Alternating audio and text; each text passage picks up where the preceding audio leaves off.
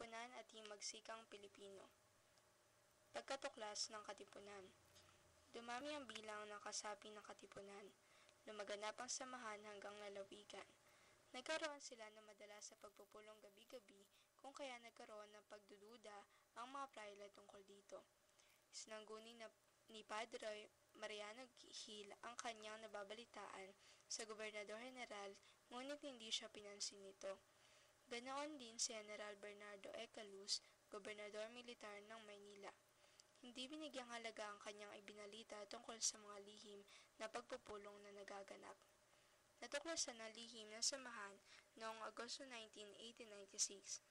Ito ay mula rin sa dalawang nag-away na katipunero, sina Apolonio de la Cruz at Teodoro Patino, na pawang nagtatrabaho sa Diario de Manila. Upang makaganti si Patino, ibinunyag niya ang lihim ng katipunan sa kanyang kapatid na si Honoria na naglilingkod sa bayang Punan. Ipinagtapat naman ni Honoria sa Madre Portera ang kanyang nalalaman at ipinungkahi ng huli na ipagbigayan lamang lahat ng ito kay Padre Mariano Gil. Kaagad na nagsagawa ng paghahalugog ang mga Kastila sa pangunguna ni Padre Gil sa imprenta ng Diario de Manila. Nakakita sila ng mga ebidensya na nagtukoy sa katotohanan ng nasabing samahan. Ang pangyayaring ito ay nasundan ng mga pagdakip sa mga taong pinaghihinalang kasapi ng Katipunan. Ang ilan sa mga hinuli at ikinulong sa Fort Santiago ay mga inosente at walang kaugnayan sa kilusan. Unang sigaw sa Pugadlawin. Mabilis na kumalat ang balita na tuklasan na ng mga Kastilang Katipunan. Dahil dito, nagpatawag ng isang pagpupulong si Bonifacio upang pag-usapan ng pangyayaring naganap at magplano ng kanilang paghahanda para sa nalalapit na himagsikan. Noong Agosto 23, 1896, sama-sama sila nagtungo sa Pugadlawin sa bakuran ng tahanan ni Juan Ramos, anak ni Melchora Aquino. Dito ay kanilang pinagkaisahan ang pagsisimula ng himagsikan. Inuutos ni Bonifacio na ilabas ang kanilang sedula. Sabay-sabay na pinunit ng mga katipunero ang kanilang sedula at kasabay na isinigaw ang Mabuhay ang Pilipinas. Ito ang tinagurian sa kasaysayan sa unang sigaw sa Pugadlawin at ang hudyat ng pagsimula ng himagsikan. Pagsiklap ng himagsikan. Ang naganap na sigaw sa Pugadlawin ang nagsilbing hudyat ng pagsisimula ng himagsikan. Para sa mga katipunero, hindi na makapaghihintay ang kalayaan ng bansa kaya ang dapat na isagawa ay himagsikan. Bagamat alam nila na may kakulangan sila sa mga kagamitan at armas, hindi naging hadlang ito upang hindi tuloy ang mga plano. Buo ang determinasyon ng mga katipunerong lumaban sa mga Kastila hanggang sa kanilang huling hininga. Noong Agosto 28, 1896, nagpalabas ng kautusan si Bonifacio na nag-uutos ng pagsalakay sa Maynila, ngunit hindi ito natuloy dahil sa kakulangan ng armas at pwersa. Noon namang Agosto 30, 1896, kanilang sinalakay ang bodega ng pulbura sa San Juan del Monte. Dahil sa pagdating ng malakas sa pwersa ng mga Kastila, napilitang umurong sina Bonifacio at Jacinto. Parang apoy na kumalat ng himagsikan sa iba't ibang bahagi ng bansa. Nagkaroon ng pag-aalsa sa Maynila at ang mga karatig bayan nito tulad ng Malabon, Makati, Mandaluyong, Caloocan, Pateros, Marikina, Taguig at Pandacan at umabot ito hanggang San Mateo, Montalban. Nagkaroon na rin ng pag-aalsa sa iba't ibang lalawigan sa Luzon tulad ng Pampanga, Cavite, Tarlac, Bulacan, Batangas at Laguna. Sa Nueva Ecija naman ay pinangunahan ni Mariano Llanera ang pag-aalsa noong Setyembre 2, 1896. Upang mapigil ang gulo dulot ng himagsikan, inilagay ni Gobernador General Ramon Blanco sa batas militar ang mga lalawigan ng Batangas, Maynila, Laguna, Cavite, Bulacan, Nueva Ecija, Pampanga at Tarlac noong Agosto 30, 1896. Bukod dito, nakasaad din na ang sinumang katipunerong susuko sa loob ng 48 oras ay bibigyan ng amnestiya. May mga katipunerong nagsisuko sa mga Kastila, ngunit hindi tinupad ng mga Kastila ang pangakong amnestiya, bagkus ay kinulong sila at pinatawan ng mabigat na parusa. Marami ang mga inaresto at pinatay sa pamagitan ng pagbaril. Ilang halimbawa rito ay ang pagbaril sa 13 katao sa Cavite noong Setyembre 12, 1896 at nakilala bilang Los 13 Martires de Cavite. Pinaghinalaan din na kasangkot si Rizal sa naganap na himagsikan. Siya ay dinakip, nilitis at pinatawan ng parusang bitay ng mga Kastila sa utos ni Gobernador General Camilo de Polavieja. Binaril siya noong Disyembre 30, 1896 sa Bagong Bayan o Luneta ngayon. Ang hakbanging ito na ginawa ng mga Kastila ay lalong nagpasidhi ng galit ng mga Katipunero. Imbes na panghinaan ng loob dahil sa sinapi ng mga inosenteng tao, lalo pang nag-iba yung kanilang tapang na labanan ng mga Kastila. Nagkaroon na rin ng paghihimagsik sa iba pang lalawigan tulad ng Pangasinan, Bataan, Palawan, Camarines Norte, Zambales at maging hanggang Batanes. Sa gawing Visayas, naghimagsik na rin ang mga lalawigan ng Negros, Iloilo, Aklan at Cebu. Sa Mindanao, nagsagawa na rin ng paghimagsik ang Iligan at Jolo. Patunay lamang ito na buhay ang damdaming nasyonalismo sa mga Pilipino. Si Emilio Aguinaldo at ang sigalot ng Katipunan sa Cavite.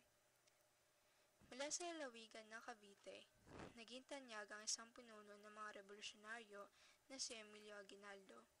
Hinangaan ng kanyang liderato dahil sa sunod-sunod sa pagkapanalo nito. Nanalo ang kanyang tropa sa digmaang naganap sa Kawit noong Agosto 31, 1896. Gayon din ang pag-atras ng mga tauhan ni Gobernador General Blanco sa Binakayan, Cavite noong Nobyembre 11, 1896. Dahil sa kanyang pagkapanalo, hinangaan siya ng kanyang mga kasamahan. Sa Cavite, may dalawang pangkat ng Katipunan, ang Magdalo at Magdiwang. Ang Magdalo ay pinamumunuan ni Baldomero Aguinaldo, pinsan ni Aguinaldo, at ang kanilang himpilan ay matatagpuan sa Kawit. Samantalang ang pinuno ng Magdiwang ay si Mariano Alvarez at nakahimpil sa Noveleta, Cavite. Nagkaroon ng di pagkakaunawaan ng dalawang pangkat. Ito ay dahil sa pagkakaroon ng inggitan at personal na ambisyon ng bawat isa. Ang naging resulta ay matinding hidwaan at pagkakaroon ng dalawang magkalabang pangkat sa Cavite, ang Magdalo laban sa Magdiwang. Upang maiwasan ang hidwaan ng dalawang pangkat, hinanyayahan nila si Bonifacio sa Cavite upang mamagitan at magpulong. Noong Disyembre 31, 1896, isang pagpupulong ang sinigawa upang malutas ang suliranin. Ngunit sa halip na maayos ang gusot, ang pinag-usapan ay ang pagpapalit ng pamahalaan ng Katipunan sa isang pamahalaang revolusyonaryo at ito ay ang mungkahi ng pangkat Magdalo. Walang nangyari sa nasabing pagpupulong at nanatili pa rin ang suliranin. Kumbensyon sa Tejeros. Nagkaroon uli ng pagpupulong ang dalawang pangkat. Ito ay ginanap sa Tejeros, Cavite noong Marso 22, 1897.